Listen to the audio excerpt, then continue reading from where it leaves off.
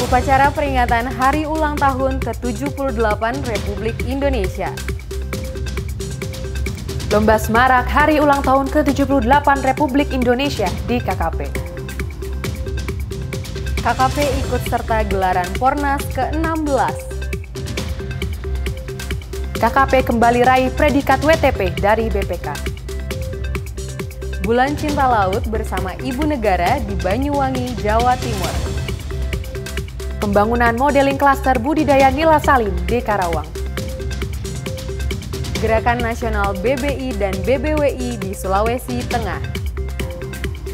Keseruan pameran dan kontes ikan hias di Nusantara Aquatic atau Nusatik 2023. Wawancara eksklusif Menteri Trenggono tentang ketahanan pangan. Halo pemirsa, apa kabar Anda hari ini? Selamat berjumpa kembali dalam program KKP News pada edisi spesial Hari Ulang Tahun ke-78 Republik Indonesia. Kami akan menyajikan informasi terkini seputar kelautan dan perikanan dengan semarak kemerdekaan. Senang sekali saya Novita Dewi dan saya Aifelia akan menemani Anda 30 menit ke depan dari Comment Center Kementerian Kelautan dan Perikanan. Inilah KKP News selengkapnya.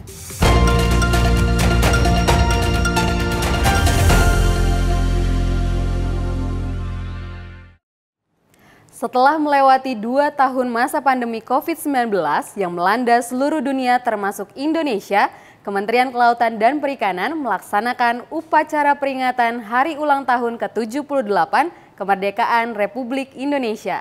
Upacara diselenggarakan secara langsung dari halaman kantor pusat KKP Jakarta pada Kamis 17 Agustus 2023. Mari kita simak liputan selengkapnya berikut ini. Upacara peringatan Hari Ulang Tahun ke-78 Republik Indonesia di kantor pusat Kementerian Kelautan dan Perikanan berlangsung dengan hikmat dan lancar. Direktur Jenderal Pengelolaan Kelautan dan Ruang Laut atau PKRL, Victor Gustav Manopo, bertindak sebagai inspektur upacara dan disaksikan oleh Menteri Kelautan dan Perikanan, Sakti Wahyu Trenggono, serta didampingi oleh seluruh pejabat eselon 1 lingkup KKP. Upacara yang dimulai tepat pada pukul 7 waktu Indonesia Barat terlihat semakin khas serta meriah karena seluruh pegawai di kantor pusat KKP hadir mengenakan pakaian adat. Sebagaimana kita ketahui, peringatan HUT ke-78 kemerdekaan RI tahun ini mengusung tema Terus Melaju untuk Indonesia Maju. Pada sambutannya, Dirjen PKRL Victor Gustav Manopo menyampaikan bahwa Indonesia memiliki kedaulatan untuk mengatur dan mengelola sumber daya yang dimiliki secara mandiri, termasuk di dalamnya sektor kelautan dan perikanan dengan program ekonomi biru. Dengan kemerdekaan tersebut, Indonesia memiliki kedaulatan untuk mengatur dan mengelola sumber daya yang dimiliki secara mandiri, termasuk sumber daya kelautan dan perikanan yang merupakan anugerah yang luar biasa bagi bangsa Indonesia. Oleh karenanya, kita semua di Kementerian Kelautan dan Perikanan harus melaksanakan seluruh kebijakan yang kita tetapkan melalui program ekonomi biru, di mana menjadikan ekologi sebagai panglima dalam menjaga kesehatan laut. Rangkaian upacara tahun ini diiringi dengan penampilan marching band Genta Bahana Samudra dari mahasiswa-mahasiswi Politeknik Ahli Usaha Perikanan atau AUP Pasar Minggu yang merupakan lembaga pendidikan di bawah naungan KKP. Setelah upacara, acara dilanjutkan dengan sesi foto bersama antara Menteri Trenggono, jajaran pejabat eselon 1, dan seluruh pegawai KKP. Peringatan kemerdekaan Indonesia menjadi momentum bagi seluruh jajaran Kementerian Kelautan dan Perikanan untuk mengenang perjuangan para pahlawan dahulu dan menjaga semangat persatuan dan kesatuan bangsa melalui pembangunan sektor kelautan dan perikanan agar terus melaju untuk Indonesia maju. Beralih ke berita selanjutnya pemirsa. Dalam rangka memperingati Hari Kemerdekaan Republik Indonesia, Kementerian Kelautan dan Perikanan menggelar Lomba Semarak HUT ke-78 Republik Indonesia. Terdapat perlombaan yang dipertandingkan mulai dari olahraga beregu seperti futsal, basket, voli, hingga perlombaan yang khas dilakukan saat tradisi Hari Kemerdekaan, yakni tarik tambang dan balap karung. Penasaran dengan keseruannya? Berikut informasi selengkapnya. Dalam rangka memperingati Hari Kemerdekaan Republik Indonesia, Kementerian Kelautan dan Perikanan atau KKP menggelar Lomba Semarak HUT RI ke-78. Acara tersebut dibuka langsung oleh Menteri Kelautan dan Perikanan Sakti Wahyu Trenggono di kantor pusat KKP Jakarta. Dengan mengucap Bismillahirrahmanirrahim, rangkaian lomba dalam rangka memperingati Hari Ulang Tahun Republik Indonesia yang ke-78 secara resmi dibuka. Selain itu, Menteri Trenggono berharap melalui semangat olahraga ini, para insan KKP bersemangat dalam memajukan KKP untuk kesejahteraan masyarakat nelayan dan pesisir. Melalui semangat olahraga ini adalah juga semangat bagaimana memajukan Kementerian Kelautan Perikanan, dan ukurannya jelas, selain sebagai pendapatan negara juga ukuran kesejahteraan bagi masyarakat nelayan dan masyarakat pesisir. Dalam gelaran Hari Kemerdekaan RI di tahun 2023 ini, KKP menggelar sebanyak 12 jenis perlombaan yang dipertandingkan, mulai dari olahraga beregu dan perseorangan seperti badminton, futsal, basket, voli, tenis lapangan, tenis meja, dan catur.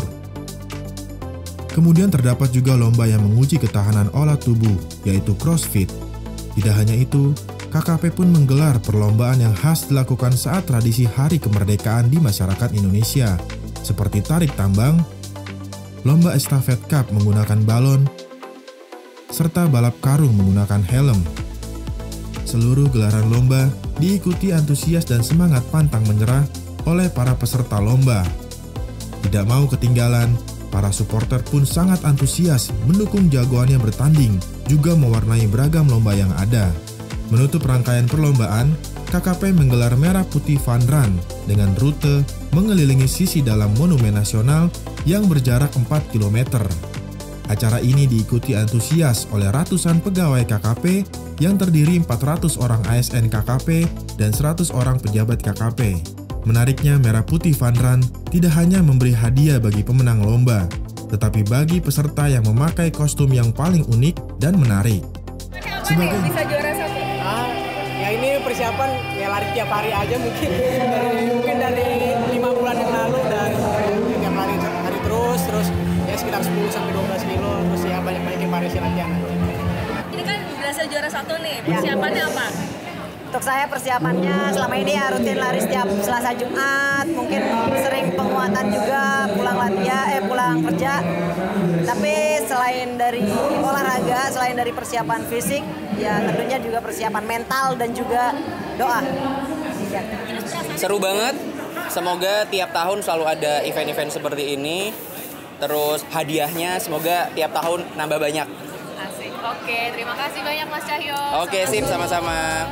Sebagai informasi, hasil perlombaan akan dikalkulasi dan unit eselon 1 yang memenangkan perlombaan terbanyak akan dinobatkan menjadi juara umum dan mendapat trofi dari Menteri Kelautan dan Perikanan.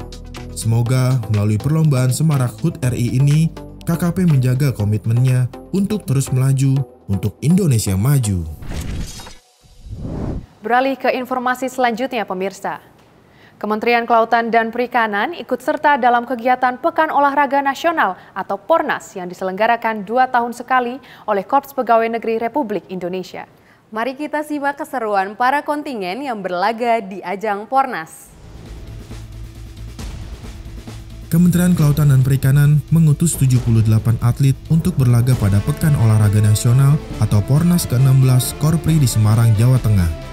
Adapun terdapat 5 cabang olahraga yang akan diikuti, yaitu futsal, basket, tenis lapangan, tenis meja, dan bulu tangkis.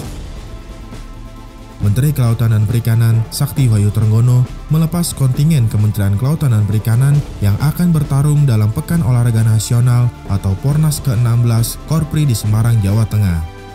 Kepada para kontingen, Menteri Trenggono berpesan untuk menjunjung tinggi sportivitas dalam permainan, menjaga kehormatan KKP, saling memberikan semangat dan motivasi untuk mencapai prestasi terbaik. Kalian membawa nama baik dari Kementerian Kelautan dan Perikanan dengan satu semangat yang kompak, semangat yang tinggi, dengan jiwa korsa yang meledak-ledak di hati saudara-saudara semua untuk kemudian membawa nama baik Kementerian Kelautan dan Perikanan di ajang prestasi ya di Semarang, Jawa Tengah. Menteri Trenggono mendorong para atlet agar berjuang secara all out dalam bertanding. Sebagai tim KKP menjunjung sportivitas selama mengikuti ajang tersebut. Menteri Trenggono berharap para atlet KKP mampu keluar sebagai pemenang.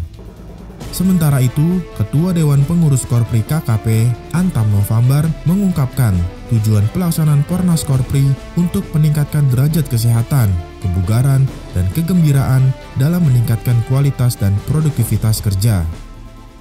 Dalam pelaksanaan Pornas Korpri ini, Kementerian Kelautan KKP mengirim kontingen sebanyak 130 peserta yang terdiri dari 1 ketua kontingen, 21 ofisial, 78 atlet, 30 panitia pendukung yang meliputi tenaga kesehatan, kehumasan, dan lain-lain yang berasal dari unit kerja eselon 1 di lingkup Kementerian Kelautan dan Perikanan. Sebagai informasi, Pornas ke-16 berlangsung mulai 13 sampai 23 Juli 2023 di Semarang, Jawa Tengah. Event ini diikuti ratusan kontingen perwakilan kementerian, lembaga, dan pemerintah daerah. Di dalamnya terdapat 10 cabang olahraga dengan 54 nomor pertandingan, masing-masing yaitu adalah balap sepeda, basket, bola voli, bulu tangkis, catur, futsal, gateball, senam korpri, tenis lapangan, dan tenis meja. Kementerian Kelautan dan Perikanan kembali meraih predikat wajar tanpa pengecualian atau WTP dari Badan Pemeriksa Keuangan atau BPK. Predikat ini merupakan hasil pemeriksaan BPK atas laporan keuangan KKP tahun 2022. Berikut informasi selengkapnya. Kementerian Kelautan dan Perikanan meraih predikat wajar tanpa pengecualian atau WTP atas laporan keuangan tahun 2022 dari Badan Pemeriksa Keuangan. Predikat ini merupakan perolehan 2 tahun berturut-turut oleh KKP setelah perolehan WTP di tahun sebelumnya. Hal ini disampaikan langsung pada penyerahan laporan hasil pemeriksaan laporan keuangan KKP tahun 2022 dari anggota 4 BPK Hairul Saleh kepada Menteri Kelautan dan Perikanan Sakti Wahyu Trenggono di Ballroom Kantor Pusat KKP pada akhir Juni lalu. BPK Republik Indonesia memberikan opini kepada Kementerian Kelautan dan Perikanan 2022 yaitu wajar tanpa pengecualian. Pada kesempatan tersebut, Menteri Trenggono turut menyampaikan komitmen KKP memperkuat kepatuhan terhadap peraturan perundang-undangan dengan sistem pengendalian internal. Selain itu, pihaknya segera menindaklanjuti berbagai rekomendasi dari BPK untuk perbaikan tata kelola keuangan KKP di masa yang akan datang. Ini menjadi penting. Jadi pertama adalah bagaimana negara spending budget kepada kita, lalu kita kelola dengan baik dan benar. Itu diperiksa dan diawasi oleh BPK, lalu kemudian kita bisa bertanggungjawabkan dengan baik dan benar. Tapi sisi lain juga kita harus bisa memberikan kontribusi yang signifikan terhadap penerimaan negara. Kalau penerimaan negaranya meningkat, maka kesejahteraan masyarakat kelautan dan perikanan juga pasti akan meningkat. Pasti. Menteri Trenggono menilai perolehan predikat wajar tanpa pengecualian dari BPK melengkapi capaian kinerja KKP sepanjang tahun 2022. Sebelumnya, KKP berhasil meningkatkan penerimaan negara bukan pajak atau PNBP secara signifikan sebesar 1,8 triliun rupiah dan menjadi angka tertinggi sepanjang sejarah berdirinya Kementerian Kelautan dan Perikanan. Dalam kesempatan tersebut, BPK turut mengapresiasi capaian KKP dalam meraih WTP dan peningkatan PNBP yang signifikan. Harapannya, predikat wajar tanpa pengecualian dapat selalu dipertahankan di tahun-tahun yang akan datang. Informasi selanjutnya, pemirsa. Ibu Negara Iriana Joko Widodo bersama Ibu Wakil Presiden Wuri Ma'ruf Amin beserta para ibu anggota Organisasi Aksi Solidaritas Era Kabinet Indonesia Maju menyelenggarakan kegiatan Bulan Cinta Laut di Kabupaten Banyuwangi, Jawa Timur. Bagaimana keseruannya? Kita simak informasi selengkapnya berikut ini.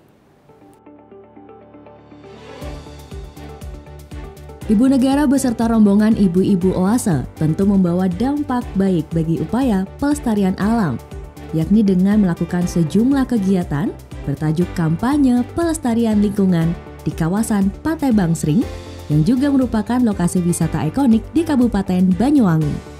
Kegiatan Ibu Negara diawali dengan menyapa sejumlah siswa-siswi yang menyambut kedatangannya di lokasi edukasi pengolahan sampah plastik.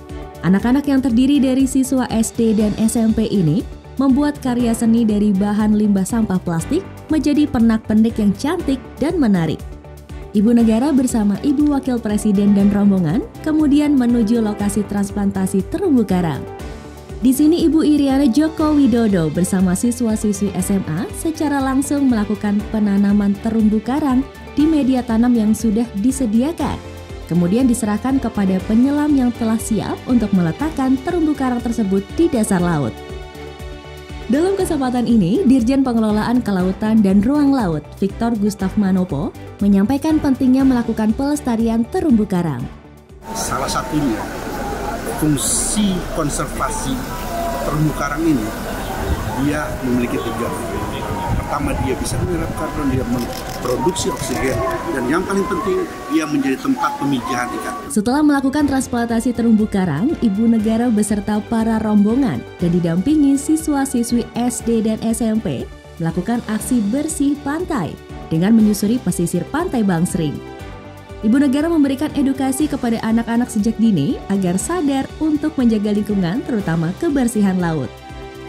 Kegiatan Ibu Negara Iriana Joko Widodo, Ibu Wakil Presiden Wuri Ma'ruf Amin, dan para ibu-ibu anggota OASE diakhiri dengan melakukan pelepasliaran sebanyak 500 ekor tukik ke perairan Selat Bali. Tampak antusias Ibu Negara bersama seluruh rombongan dan anak-anak yang ikut serta dalam kegiatan pelepasliaran tukik di Pantai Bangsring dengan harapan keberlanjutan lingkungan akan terjaga dengan tindakan kecil yang dimulai sejak dini. Ini yang memang kita harapkan dengan kegiatan terumbu karang, kemudian pemanfaatan sampah plastik yang ada di laut, kemudian masyarakat pembersihan sampah, terakhir pelepas itu satu rangkaian kegiatan yang memang dalam program kita itu bagaimana kita menjaga ekologi. Kita lihat tadi bukan hanya ibu-ibu, tapi kita ajak sama-sama anak-anak. Justru anak-anak ini menjadi aset kita ke depan. Mereka aware terhadap kegiatan ini, sehingga keberlanjutan ekosistem itu yang akan dilaksanakan jangka panjang. Kesadartahuan mereka tidak membuang sampah plastik laut, mereka merehabilitasi pesisir pantai dengan membersihkan sampah plastik, merehabilitasi karang, itu bagian daripada legacy kita kepada anak kita ke depan, biar mereka akan jaga laut kita akan bersih.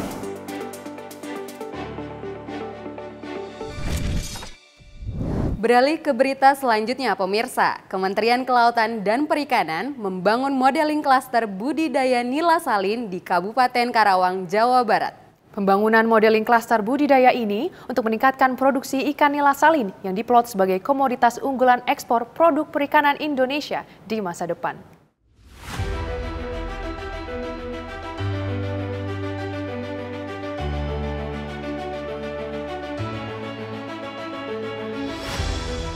Sejumlah alat berat mulai beroperasi di lokasi pembangunan modeling klaster budidaya nila salin atau tilapia di Kabupaten Karawang, Jawa Barat.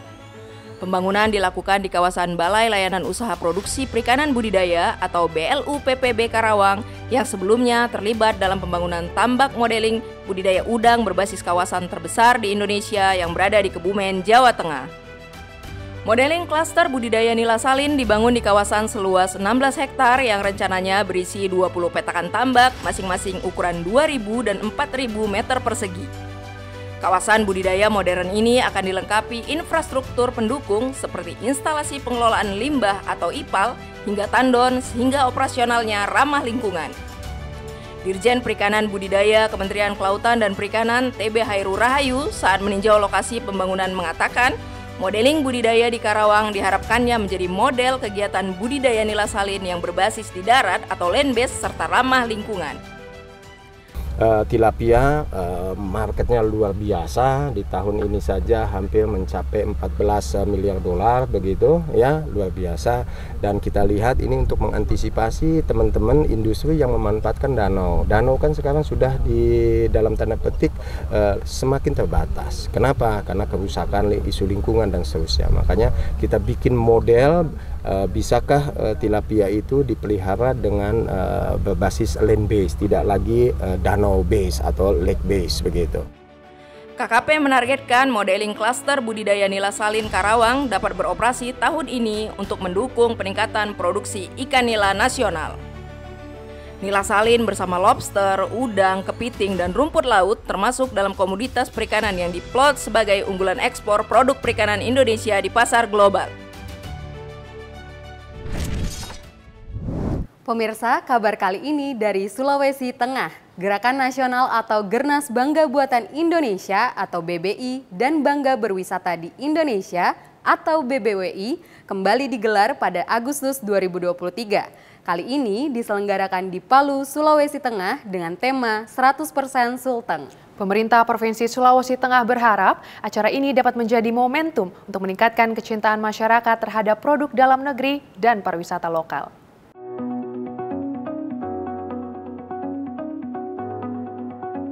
Gerakan Nasional Bangga Buatan Indonesia atau BBI dan Bangga Berwisata di Indonesia Saja atau BBWI merupakan gerakan untuk meningkatkan dukungan kepada pelaku UMKM di Indonesia.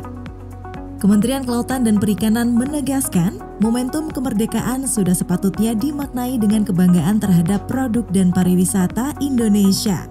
Dalam gelaran Gernas BBI dan BBWI di Palu, Sulawesi Tengah, usaha mikro kecil atau UMK yang terkurasi akan diberikan akses ke layanan pengadaan barang dan jasa pemerintah secara elektronik atau LPSE, sehingga UMK akan meningkat usahanya karena memiliki akses pasar yang lebih luas. Ini adalah kesempatan baik dan pada hari ini juga adalah merangkaian memperingati 17 Agustus, hari kemerdekaan kita semua. Indonesia semakin melaju, semakin maju. Ini adalah satu yang harus kita banggakan semua. Dan kami berharap dengan UMKM yang hadir di sini yang telah kami kurasi, kami akan selalu bina Pak. Jadi kami membuka gerai, nanti silahkan para UMKM yang hadir di lapangan GOR ini yang belum memiliki nomor induk berusaha, belum memiliki sertifikasi kelayakan pengolahan, akan kami fasilitasi dan akan kami bantu. Sehingga ini adalah menjadi kesempatan pertama kita semua berkumpul di sini, bagaimana meningkatkan upaya-upaya kita semua untuk menaikkan kelas UMKM. Selama pencanangan Gernas BBI dan BBWI di Sulawesi Tengah, KKP melaksanakan beberapa kegiatan seperti fasilitasi dan pendampingan pemenuhan regulasi dan standar mutu atau keamanan pangan, pendampingan dan fasilitasi akses pasar dan permodalan, serta promosi produk.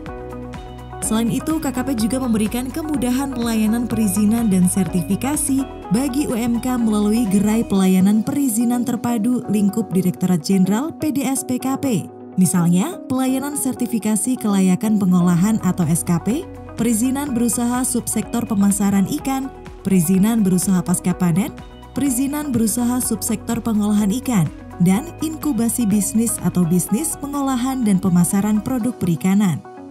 Pada Gernas BBI dan BBWI Sulteng 2023, Kementerian Kelautan dan Perikanan bersama Kementerian Energi dan Sumber Daya Mineral sebagai Co-Campaign Manager Provinsi Sulawesi Tengah. Tema yang diusung 100% Sulteng yang diharapkan mampu meningkatkan pertumbuhan ekonomi Sulteng khususnya UMK. Kegiatan tersebut didukung oleh Bank Indonesia dan BUMN serta para mitra top brand seperti Sekolah Kuliner atau Foodies, Shopee, Grab, Bukalapak, Gojek, dan Yoke. Selain itu, pemerintah Provinsi Sulawesi Tengah mengaku akan memprioritaskan produk lokal dalam pengadaan barang dan jasa lingkup Pemprov Sulteng. Disebutkan bahwa UMK yang terkurasi selama Gernas BBI dan BBWI akan diprioritaskan untuk masuk ke dalam e-katalog. Sebelumnya, Menteri Kelautan dan Perikanan Sakti Wahyu Trenggono menegaskan, momentum pertumbuhan digital di Indonesia harus dijaga. Digitalisasi menjadi salah satu fokus utama akselerasi pengembangan UMKM perikanan. Pemirsa, kali ini saya mau mengajak pecinta ikan hias berkeliling melihat beragam jenis ikan hias yang ada di Nusantara Aquatic atau Nusatik 2023. Pameran dan kontes ikan hias air tawar terbesar di Indonesia ini menjadi ajang edukasi dan refreshing bagi para pengunjung bersama keluarga. Wah, seru sekali sepertinya ya. Katanya ada ribuan ikan hias yang dipamerkan dan dikonteskan di sana. Mau kita intip keseruannya seperti apa? Selengkapnya kita simak melalui informasi berikut ini. Hai Sobat Bahari, saat ini saya berada di pameran ikan hias internasional Nusatik Nusantara Aquatic 2023 yang berlangsung di ASBSD Tangerang. Dan Nusatik tahun ini merupakan event kelima setelah 3 tahun vakum karena COVID-19. Kira-kira di dalam akan ada apa aja ya? Mending kita lihat langsung yuk.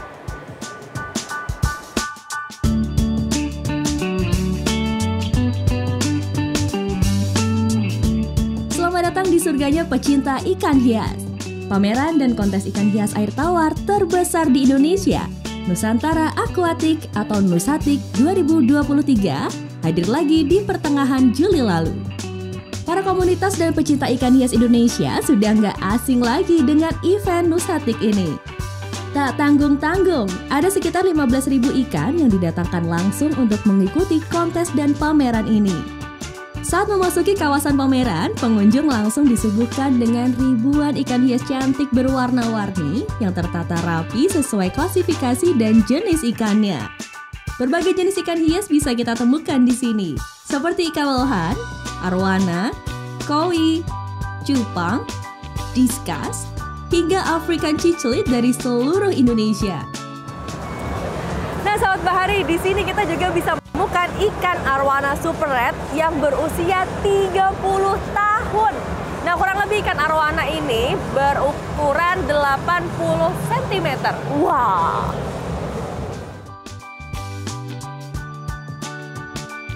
Tak hanya kontes ikan hias saja, event yang berlangsung selama 3 hari ini juga mengkonteskan aquascape yang disusun langsung di lokasi.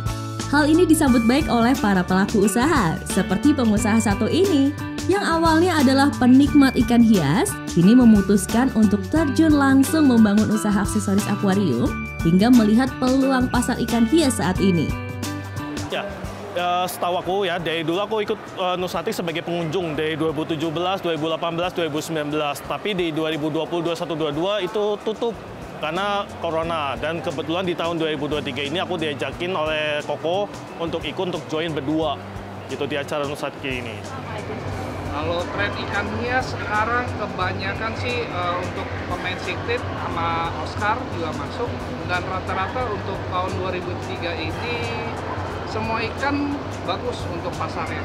Antusias para pengunjung yang hadir pun sangat besar. Selain karena Indonesia juga sebagai negara penghasil ikan hias terbesar, event ini juga menjadi sarana berkumpul dan berwisata bersama keluarga. Sebenarnya saya memang hobi sih di ikan, terutama di jenis beta ya, cupang gitu ya.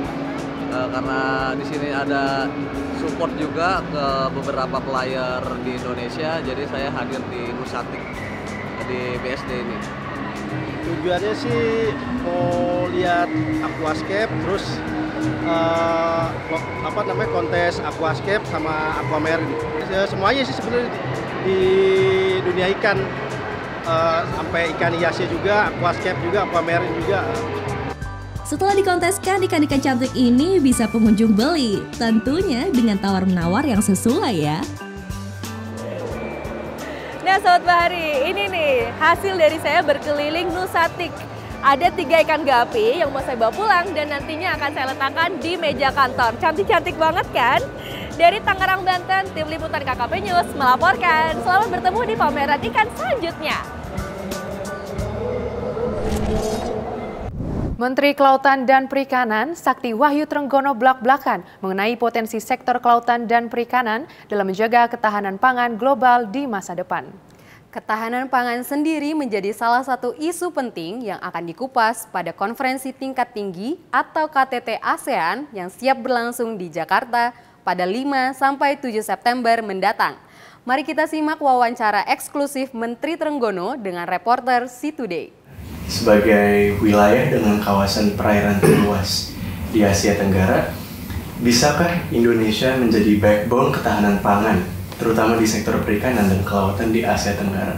Mungkin kalau mengambil dari slogannya ASEAN Summit tahun ini ya Pak, bisakah kita menjadi di epicentrum growth untuk food security di Asia Tenggara? Jawaban saya sangat bisa.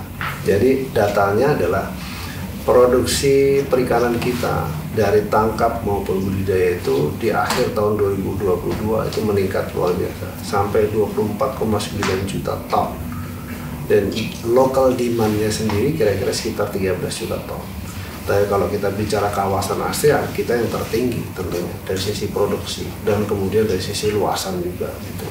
Ini yang salah satu menjadi satu concern saya ya, sebagai nakoda dari Kementerian Kelautan dan Perikanan. Saya punya harapan ke depan sebetulnya. Indonesia ini harus bisa menjadi tadi epicentrum, kemudian kita bisa menjadi bursa perikanan dunia juga khususnya di kawasan ASEAN lah paling tidak begitu. Kenapa? Karena kita punya banyak sekali jenis-jenis perikanan yang memiliki nilai yang sangat tinggi, baik itu nilai protein dan lain sebagainya. Karena kalau kita bicara dari sisi pangan, hanya dari sisi pangan saja untuk kepentingan ketahanan protein kita sangat kuat. Tapi jangan lupa di dalamnya itu sendiri dari ikan itu juga punya kandungan-kandungan yang luar biasa untuk kepentingan bahan baku obat-obatan, farmasi dan lain sebagainya kan begitu. Itu yang belum kita eksplor gitu ya. Tapi khusus untuk ketahanan pangan, saya punya keyakinan Indonesia bisa sebagai epicentrum atau sebagai hub gitu. Baik Pak, mungkin berikutnya rencana dan prioritas kementerian ke depan terkait ketahanan pangan di Indonesia dan kawasan Asia Tenggara secara detail seperti apa? Ya, salah satu kalau Anda pernah pergi ke Kebumen itu, BUBK, itu adalah satu model. Jadi sebagai negara, sebagai pemerintah tentu kita membuat satu regulasi yang kita buat, lalu kemudian kita membuat satu percontohan.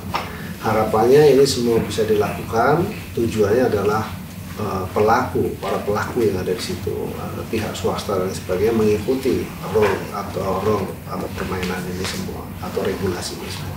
Yang harapannya nanti produktivitasnya akan meningkat. Nah, ada 5 komoditi yang sangat strategis. Tadi saya sempat ucapkan, yaitu adalah udang, lobster, terus kemudian kepiting, tilapia, dan rumput laut. Ini punya nilai yang sangat tinggi. Kalau Anda misalnya lihat berapa sih market value-nya udang misalnya itu, 2021 itu kira-kira sekitar 38 miliar dolar. Dan ini sangat besar sekali gitu. Dan bahkan diprediksi 2030 itu bisa mencapai 85 miliar dolar. Jadi artinya hal seperti ini, dan Indonesia yang sebagai satu pulau-pulau dengan luasan pantai yang terpanjang nomor 2 di dunia dengan seluruh bonus geografi yang begitu luar biasa. Menurut saya harusnya gitu, kita harus menjadi champion di situ. Itulah kemudian bagaimana caranya supaya kita bisa menjadi champion. Kita buat satu model ini. Jadi cara berbudidaya yang terbaik itu salah satu contoh hal kecil yang kita gunakan, yang kita bangun sama seperti kayak di Kebumen itu. Nah, itu satu. Lalu kemudian kita ingin bikin juga yang skala cukup besar. Nah, kira-kira 1.800 hektar begitu. Itu di daerah Waingapu. Nah, ini yang kecil. Nah, tujuannya adalah untuk kepentingan kelompok-kelompok gitu ya, yang seperti kayak kelompok-kelompok masyarakat, koperasi itu kalau di skala ini bisa dijalankan itu akan jadi lebih bagus. Kemudian yang kedua adalah yang skala besar. Skala besar ini harapan kita adalah korporasi nanti melakukan hal seperti itu. Tentu kalau negara melakukan modeling seperti ini dan kemudian kita bangun, kita jalankan di beberapa tempat, maka target tertentu kontribusi Indonesia dalam penyediaan protein khususnya dalam konteks ketahanan kita bisa lakukan, kita optimis bisa lakukan. Wah, semoga komoditas ekspor unggulan seperti yang dijelaskan Menteri Trenggono, yaitu udang, lobster, kemudian kepiting, tilapia, dan rumput laut dapat kita maksimalkan potensinya untuk menjaga ketahanan pangan protein di Indonesia. Wawancara eksklusif tadi sekaligus mengakhiri KKP News edisi kali ini. Update terus informasi seputar sektor kelautan dan perikanan Anda dengan menyaksikan KKP News melalui channel YouTube kami. Saksikan pula tayangan edukasi seputar kelautan dan perikanan Neptune TV edisi Agustus 2023 yang dapat diakses melalui aplikasi Maxstream, layanan Bisnet IPTV, dan layanan YouTube channel kami. Saya Aifelia. Dan saya Novita Dewi beserta kru yang bertugas pamit undur diri. Salam bahari dan sampai jumpa.